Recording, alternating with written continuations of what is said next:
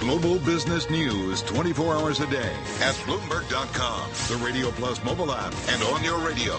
This is a Bloomberg Business Flash. From Bloomberg World headquarters, I'm Charlie Pellet. Oil rebounds, jobs grow, S&P and NASDAQ both rise to records. S&P up 9 to end the week at 23.99, a gain today of 0.4%. NASDAQ up 25 to 6,100, up 0.4%.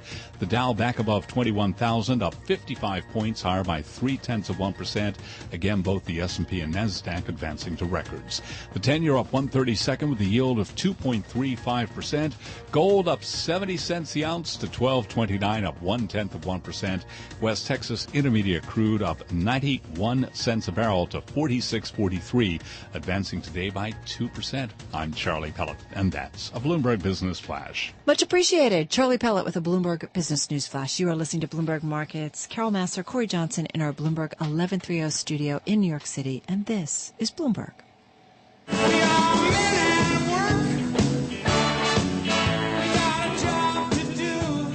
Sam Caucci joins us right now as CEO of a company called One Huddle, which is focused on workforce training, but making it fun through something called gamification.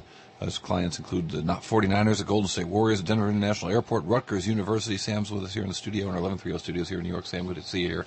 Talk to me about gamification and what this means for workforce training. Yeah, so, I mean, today, more than ever, workforce training is at the heart of, even with the report coming out today on jobs, all the jobs we create don't matter if the people that get them aren't prepared for it. And technology is something that, when it comes to training, not a lot of training programs today have gotten out of the Stone Age yet. You know, most companies still deploy training with manuals and online videos, and we've all sat through our fair share of training workshops. And, you know, for us, we're using something that young people and workers today are already great at, which is games, to try to upskill and push training to employees faster to make them ready to work. How does it work?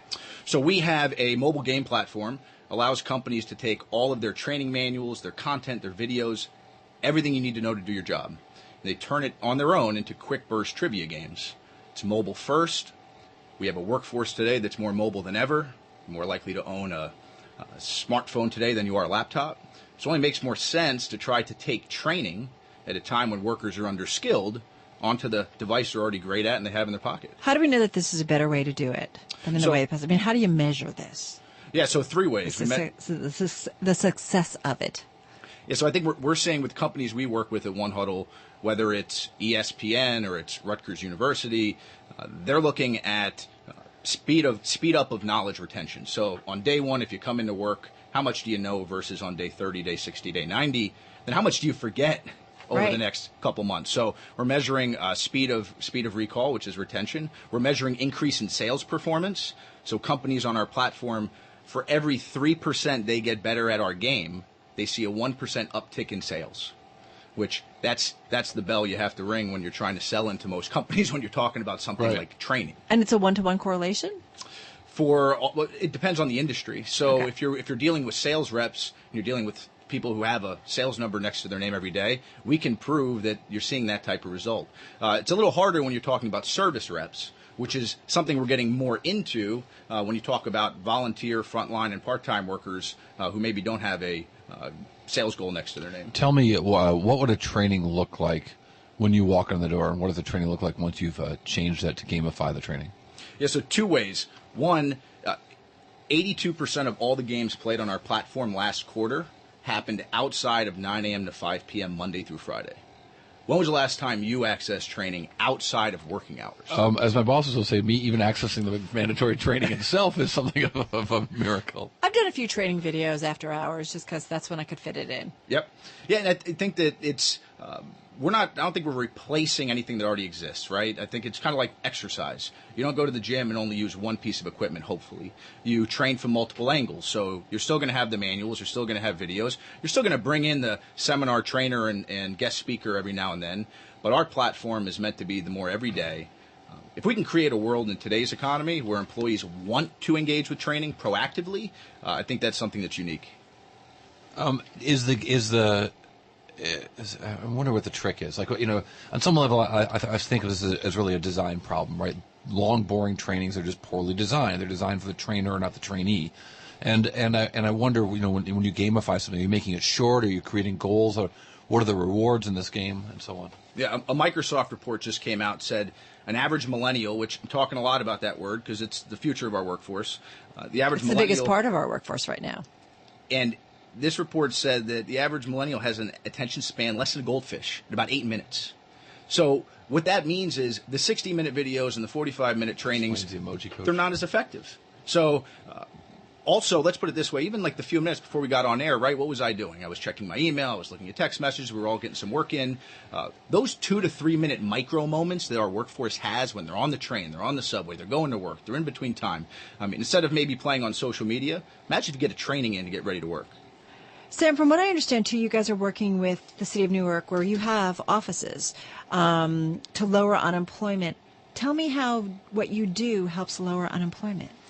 So one of the things we came to the realization of is when our platform got rolled out about 2 years ago to a lot of companies, a very small part of the workforce was getting access to it.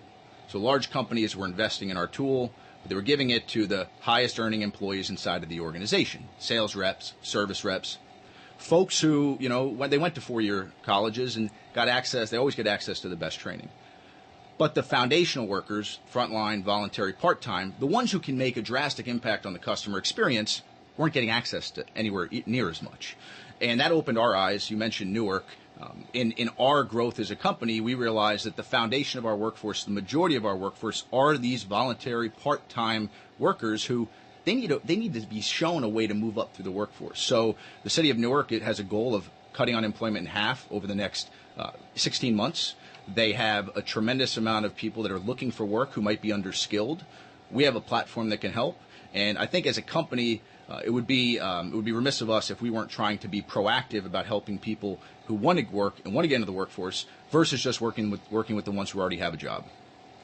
And finally, do you imagine that does the training work better? You mentioned millennials. Is there a certain kind of person or skill set that's sort of more apt to accept such trainings? Just got about 20 seconds. Yeah, no, I think it works across all sectors of the workforce, all generations. I do think that the majority of employees are competitive, and if we give them an outlet to be competitive and in turn that makes them better at work, that's something that can be powerful. It's interesting to see how things are in terms of workforce training kind of evolving. Sam, thank you so much. Sam Caucci, he's Chief Executive Officer at One Huddle, joining us in our Bloomberg 1130 studio on this Friday afternoon.